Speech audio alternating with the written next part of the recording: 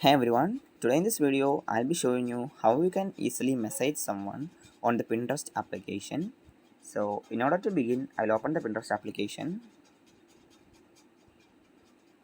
and now I'll click on any profile so that I can show you how you can message them.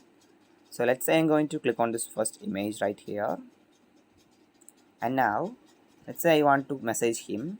His account name is Maria. So let's say I want to message him.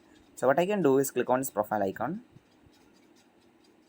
and this will open up his profile. Now what I can do is click on this message option. You can see if you can't find the message option here, you can click on the three dots and click on the message option. So it's not always the same for everyone. Sometimes it also shows in the top right corner, so you have to find it and then you can click on message.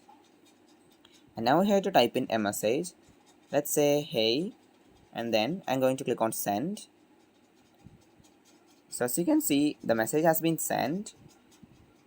Now if I go back and then if I go into notifications, and as you can see, it shows all the message right here. So that's it for today's video. Hope you found this video informative. If yes, please like, share, subscribe, and thanks for watching.